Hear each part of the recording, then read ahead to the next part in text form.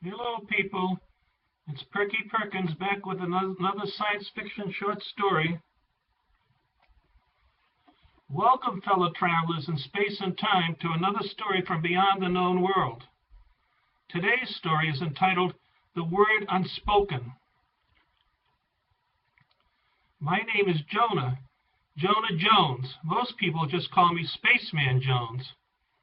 My mission was to find the fabled planet of Paradox. Paradox was called the planet that wasn't there because nobody had ever been able to find it. It was known to have been a planet of high civilization when the rest of the planets were in their infancy. It was a planet that disappeared into lore and legend long ago. Some people theorized that Paradox had been a God-fearing people. I shook my head warily when I heard they might have been a God-fearing people. I had dealt with God-fearing people before. I knew they could be very difficult to deal with. Sometimes they engaged in human sacrifice. Sometimes they simply banished non-believers.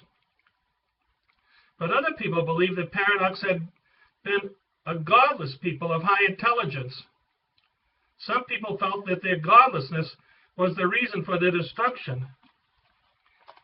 They disobeyed the gods and had been destroyed by a natural disaster of some kind. But an ancient map claimed that Paradox still existed somewhere beyond the quantum leap. I fired up my thrusters and blasted off into deep space beyond the pillars of the known world to the edge of the quantum leap.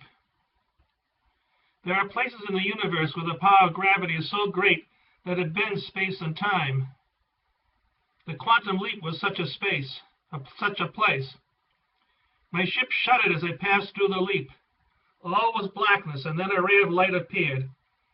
As I emerged on the other side of the leap, my instruments indicated there was a planet nearby. But I couldn't see anything. I honed in on the beacon, and suddenly a planet appeared out of nowhere. Could this be the fabled planet of Paradox? The planet was there, and yet it wasn't there. No wonder Paradox was so hard to find for so many years. The reflective light of the planet was so bright that it could be very difficult to actually see the planet. As soon as the clouds lifted around the planet, I was able to fire my retro rockets and set the ship down into an open space. My life support systems indicated that the atmosphere, temperature, and gravity were similar to my home planet. I took off my helmet and lowered a ladder to the ground. As I did, a group of people dressed in togas and robes surrounded my ship. A tall, thin man appeared out of the crowd and held out his hand. He said, "My name is Brother John. Welcome to Paradox. You are the first visitor to our planet in many years. We have lived in peace for many years. The high albedo of our planet provides a reflective light that makes our planet practically invisible. We live in harmony with the universe, protected from the outside world by the reflective light of our planet. We are the planet that isn't there. You are the first outsider to discover our planet in many years." I raised my hand and said, "I come in peace. I am honored to know the people of Paradox." Brother John said, "You must be tired after your long trip." He showed me a small bungalow beside a beautiful stream. We consumed a tasty meal of juicy fruits and fresh vegetables. After the meal, Brother John summoned a rather stiff-legged robot named Otto, A-U-T-O, to show me my room. Otto kept saying, "I never met a robot I didn't like. I never met a robot I didn't like."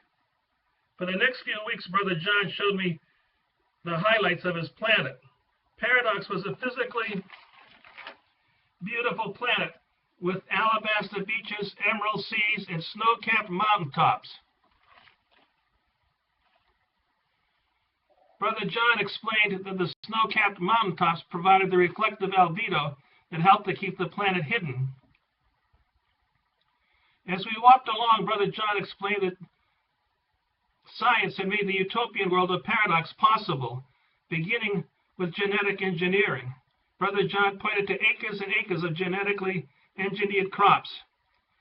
He said genetically engineered food is perfectly safe and quite tasty. Genetic engineering allows the food of paradox to stay ripe much longer and to be disease resistant. It provides the people of paradox with enough food to feed the entire planet. All of our tomatoes and squash and other vegetables are genetically engineered. Brother John picked one of the tomatoes off the vine and said, "Here, try one." I bit into the tomato and wiped my chin. They said, "The tomato is delicious. It's so juicy and tangy."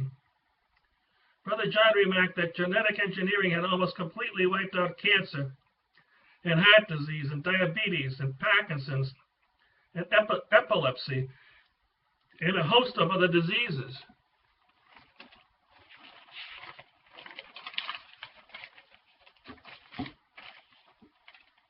He said childhood diseases such as cystic fibrosis and birth defects have all been curable by genetic engineering. We have very few disabled people because genetic engineering has virtually wiped out birth defects. Brother John said, "Think of it, my friends, food to feed the world, no more starvation or disease." I said, "But what about plagues and other epidemics?" Brother John said, "Epidemics generally follow periods of great wars. We have no wars." I said, "You mean you have no wars at all? No wars on paradox? Is that possible?" Brother John said, "We live by the word unspoken. To speak the word would cause war and suffering." I said, "What is the word unspoken?" Brother John said, "I cannot tell you, my friend. To speak the word would cause chaos." Then Brother John put his hand on my shoulder and said, "Tomorrow I will show you more of my planet." The next day as we walked along, Brother John said, "Economic and social conditions are ideal on paradox. We have a classless society. We eschew titles and adornment of any kind." Brother John is not a title. Brother John is my real name. All of our people are equal in the eyes of the law. The law is judged by the computer. The computer has no gender or race or religion. Each case is judged on its own merits without regard to gender or race or religion. We have very little crime because everyone's needs are fulfilled. There are no locked doors on paradox because everyone shares in the fruits of the planet. Brother John continued, "We have no underclass or homeless people, no unwanted children. Our people work for the good of all. Our science has made fresh water out of seawater and made our deserts bloom. Agribusiness provides food in abundance. All the daily needs of our people have been provided for, from the test tube to the outprocessing. I myself am actually born outside the test tube. I myself had been actually born outside the test tube, but I marveled at the accomplishments of paradox." Brother John said, "We have even made the Lev run on time." I inquired, "What is the Lev?" Brother John said, "The Lev is the air train. The levitator runs on air, not on tracks. It travels at a much higher rate of speed and consumes much less fuel." He pointed to a levitator circling around skyscrapers on the distant horizon. Brother John added, "We also travel by autocar. We set the destination and the autocar drives there." I said, "You mean the car drives itself?" Brother John said,